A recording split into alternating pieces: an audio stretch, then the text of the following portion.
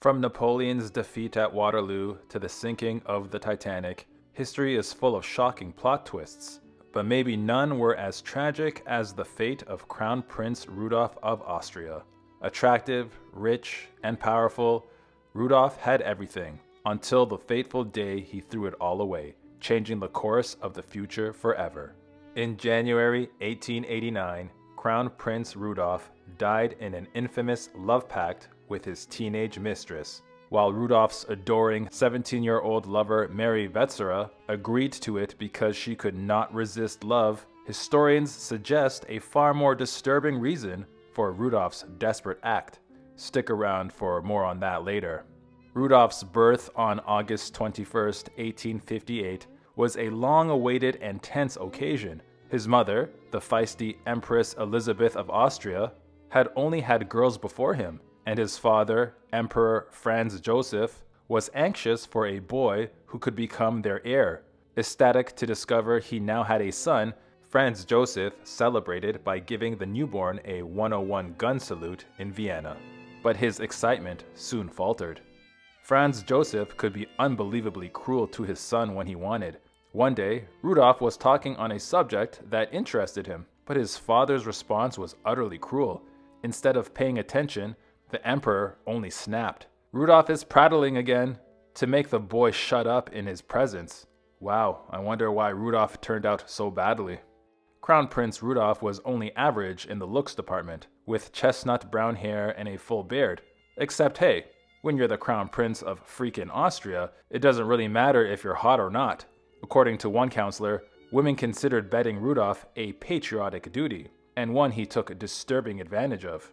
Those who knew Prince Rudolf as an adult took note of his cavalier attitude towards even the most beautiful women.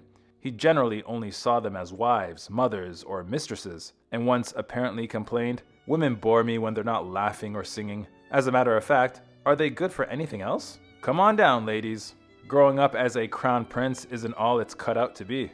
Not only was Rudolf's mother Elizabeth one of the most beloved monarchs of her day, she was also domineering, opinionated, and absent for much of his formative years. However, his father, Emperor Franz Joseph, was even worse. Franz wanted a manly heir, and he was so disappointed to find his son emotionally vulnerable. But that was just the beginning of the nightmare. In order to drill manhood into his son, Franz Joseph hired a major general to take over the boy's education. The scenes from this period of Rudolf's life are like something out of a horror movie. The major general would wake Rudolf up with pistol shots in the middle of the night and force him to train in extreme weather conditions. And then it all came to a messy climax. When Rudolf's mother Elizabeth returned from a lengthy stay away, she witnessed a chilling sight. Her only son was a total wreck and on the brink of insanity. Immediately, the headstrong Elizabeth demanded her husband to stop the training. Luckily for Rudolf, his father gave in, but the damage was done. This near mental collapse might explain Rudolf's infamous actions in his later years.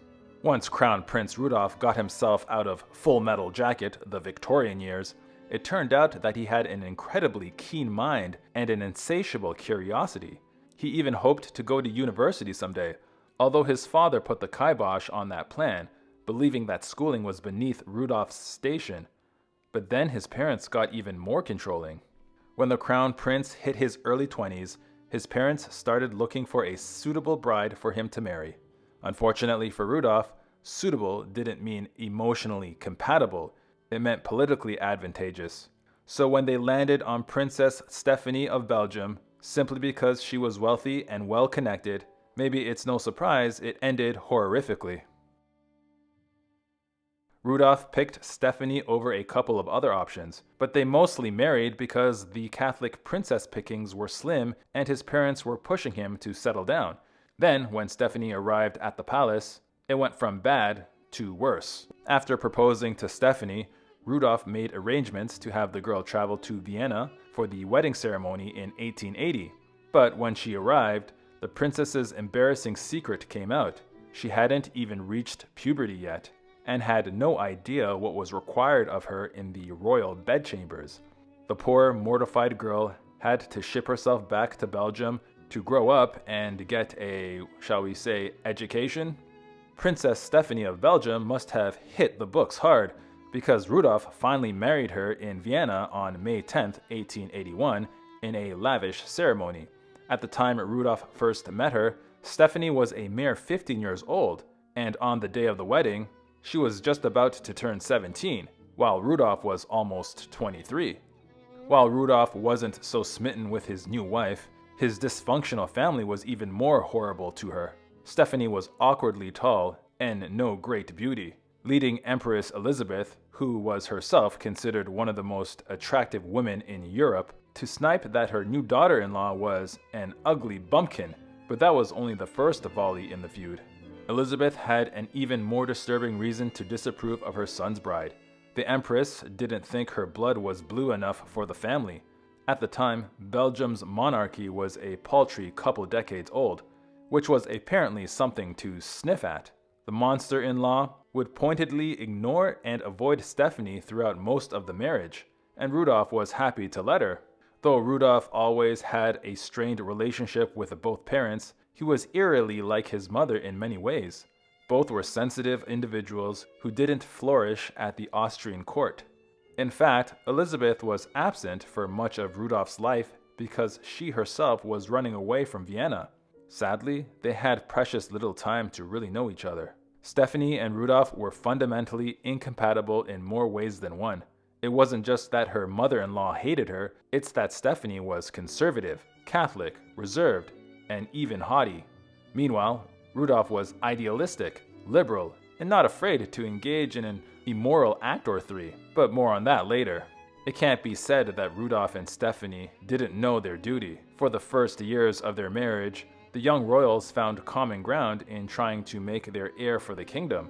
In 1883, Stephanie gave birth to little Elizabeth Marie, the pint-sized Archduchess of Austria. She would be their only child together, which tells you how fast things went south between them.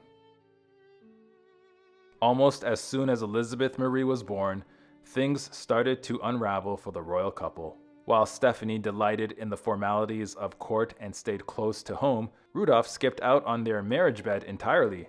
Instead, the unconventional prince ran off to visit the simple people in town and frequented taverns late into the night. While there, he got up to some very bad behavior. Prince Rudolf wasn't just sinking pints with his drinking buddies while he visited Viennese taverns at all hours of the night. According to many reports, he also took to visiting night workers while on these romps, seeking in them the passion and transgression that the conservative Princess Stephanie lacked. As we'll see, this had devastating consequences. One of Rudolf's most frequent mistresses during his late-night trawls was the buxom and beautiful Mizzy Casper, a dark-haired, sharp-witted, and street-smart actress. The Crown Prince lavished Casper with gifts, including a $60,000 present to keep Mizzy in the comfort she was accustomed to. Many believe Casper was the love of his life. According to historians, Rudolf kept a disturbing keepsake of his conquests. He had a ledger where he would write in the name of each woman he had bedded, and not only that, he color-coded it. While black merely denoted that the liaison had taken place, red meant the girl had been a virgin. Yikes. Incompatible schedules and hobbies were far from the only thing keeping Rudolf and Princess Stephanie apart. To get a sense of how messed up the royal marriage was, consider this utterly cruel gesture. When the prince first went to meet his bride in Belgium, he apparently brought along one of his mistresses. Off to a great start. In the mid-1880s, Rudolf's womanizing ways had a brutal backfire. He contracted gonorrhea or syphilis from one of his lovers and then passed it onto his own wife, Stephanie. But that's not even the worst part. Neither Rudolf nor Stephanie got proper treatment, and tragically, Stephanie ended up becoming sterile from the disease. This was the beginning of the end. By 1886, Rudolf and Stephanie's always tenuous marital bliss had completely fallen apart, which is bound to happen when you give your wife a nasty STI from one of your side pieces. Shockingly, for Catholics of the time, the royal couple even discussed divorce, though that never came to pass. Instead, Stephanie took up with a Polish count, while Rudolf met the woman who would seal his dark fate. For reasons that will become very clear, Rudolf's mistress, Baroness Mary Wetzera, had gone down in infamy. But when they met, she may have been just an impressionable 15-year-old girl. Accounts vary, but some say the pair snuck around with each other anywhere from 3 months to 3 years, all right in front of Stephanie. Rudolf was always a very melancholy boy, and he had frequently suffered from anxiety and depression. As one of his biographers put it, he was a poetic young man and brooded a lot. Some historians believe this depression was hereditary, possibly as a result of his family's close inbreeding over their centuries in power. Either way, this melancholy attitude soon drove him to desperate acts. Very few people understood why Mary Wetzera and Rudolf fell into each other's arms. Rudolf was known to like his women more intellectual than the vivacious, coquettish Mary, but they apparently shared a mystical temperament. The young Baroness was completely focused on him, refusing to consider any other men. Somehow, though, Rudolf was even more obsessed with her. Rudolf was smitten from the start with Mary, and contemporary accounts make it clear why. Even as a teenager, Wetzera was an absolute man magnet. One lady of the court described her deep black eyes, her cameo-like profile, her throat of a goddess, and her arresting sensual grace. But for all Mary's beauty, her affair with Rudolf was utterly doomed. Though Rudolf was over a decade older than the teenaged Wetzera, she had something to gain from the relationship. Wetzera's mother was extremely controlling and wanted her daughter to marry a rich man. Many say that Mary accordingly set her sights on the crown prince, naively believing she could break his marriage apart and become empress one day.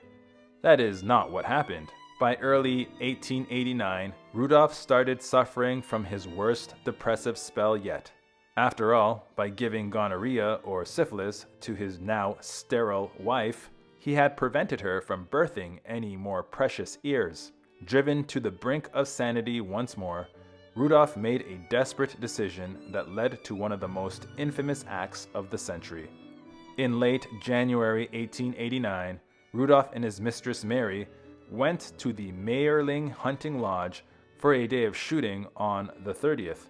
But when Rudolf's valet went to rouse him that day, he found the door locked and the inner chamber eerily silent. Knowing something was wrong, the man had to break down the door to open it. What he saw made his blood run cold. Within the room, Rudolf was found on the bed, slumped over and unresponsive. Next to him was the cold body of his teenaged mistress, Mary. They were both dead and had been for some time. In that moment, now called the Mayerling incident, the world changed, and the mysteries of Rudolf's final moments were right at the center. The reaction of Rudolf's tragic end was swift, brutal, and full of misinformation. After viewing the scene, his valet believed Wetzera had vengefully poisoned her lover and then offed herself. It was actually worse than that. Faced with this scandal, the government went to great lengths to hide the truth. They claimed Rudolf expired from an aneurysm of the heart, but what they did to poor Mary was even more shameless. Unwilling to admit that Rudolf had been with his teenage mistress at the time of his notorious end, the emperor and empress instead spirited Wetzera's body away from the Mayerling lodge in the middle of the night. They then buried her without even performing an autopsy, and refused to let her own mother attend the funeral. Because of the rigid court protocols in Austria at the time, aides insisted that Empress Elizabeth was the only one who could tell Franz Joseph about the crown prince's shocking end. That night, that's right, messengers had to break it to her first, and then force the shaking, sobbing mother to tell her husband that their only son and heir was gone. Emperor Franz Joseph and Empress Elizabeth were desperate to have their son buried in the imperial crypt, but the church refused because of the sinful manner of his end. Instead, the royal couple managed to have him interred in the Church of the Capuchins with special dispensation for mental imbalance. Shortly after, the dark truth came out. After finding out about Rudolf's desperate act, Empress Elizabeth only wore black for the rest of her life. She lived in permanent mourning for her son. The Austrian government's explanation of Rudolf's heart problem didn't last very long. Not only did reporters discover the presence of Rudolf's mistress, doctors discovered a much more damning clue. There was a bullet in the crown prince. Now, people started saying Rudolf shot his terrified mistress before taking his own life. This is close to the real story, but it's missing one ghastly detail. In 1959, a young doctor finally examined Mary Wetzera's remains to try to determine what really happened. When he did, he could find no exit wounds in her body. In fact, there was only one bullet at Mayerling's hunting lodge that day, and it was in Rudolf. In short, the crown prince couldn't have shot his mistress. But then, what did happen? We'd have to wait until 2015 for the whole tragic truth to come out. Over 100 years after that fateful day, researchers found long-lost letters from Mary Wetzera to her family. They had been buried deep in a safety deposit box since 1926. These letters unequivocally revealed that Rudolf and Mary were in love until the end, and their other contents are heartbreaking. Mary and her prince were so in love, in fact, that they wanted to die for each other. Neither one attacked the other. They did it together. "Dear Mother," Wetzera writes in one letter just before her end, "please forgive me for what I've done. I could not resist love. I am happier in death than life." In this dark pact, Mary willingly took poison. Yet the story doesn't end there. Over the years, many have asked why Mary and Rudolf were driven to such madness. One theory is particularly chilling. The doctor who examined Mary's remains believed she was pregnant, underwent a botched abortion, and ended up succumbing to blood loss. After seeing his lifeless mistress, a grieving Rudolf then ended himself. The evidence, however, points to an even more disturbing turn of events, and as we'll see, it all goes back to Mizzi Casper. Rudolf was extremely close with his older sister, Gisela, though Gisela had more of their father's sensible, no-nonsense nature and less of Rudolf's emotional temperament. The pair confided in each other and corresponded through much of their adult life, even when Rudolf took up more monarchical duties. Gisela was heartbroken to hear about his end. Rudolf's daughter, Elizabeth Marie, nicknamed Erzy, followed in her father's unconventional footsteps. When she grew up, she became an ardent socialist and even a member of the Austrian Social Democratic Party, an unusual move for many, but especially for a noble at the time. This earned her the moniker, the Red Archduchess. Rudolf and his mother Elizabeth shared another thing in common. They both held deeply progressive beliefs, especially for absolute monarchs of their time. It probably didn't hurt that Emperor Franz Joseph, a man they both low-key despised, was staunchly conservative. Hey, they say you bond more intensely over things you hate more than things you love. Crown Prince Rudolf and Mary's dark fate had consequences for more than just their families. It also had consequences for history itself.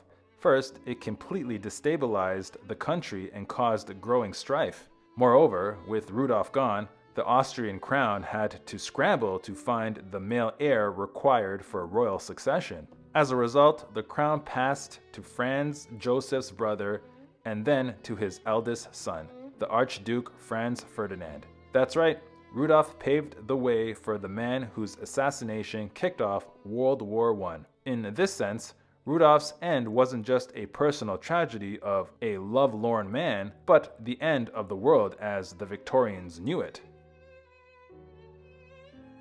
A lot of accounts suggest that Rudolf was so depressed before the Mayerling incident, he was casting around for anyone to make the pact just so he didn't die alone. In fact, most historians believed that he asked the love of his life, Mizzi Casper, to go down with him first.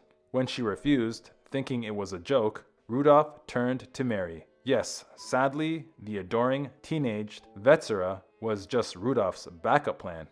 This prince sure knew how to get around. Rudolf's own grandson claimed that the crown prince had more than 30 illegitimate children at the end of his short life.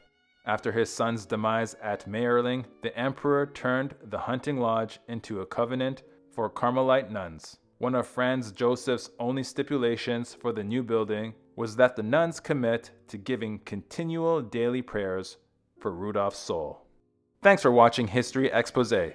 If you love uncovering the best stories in history, hit like and subscribe to keep exploring with us. Don't forget to visit our main page, Factinate, for more incredible facts about everything.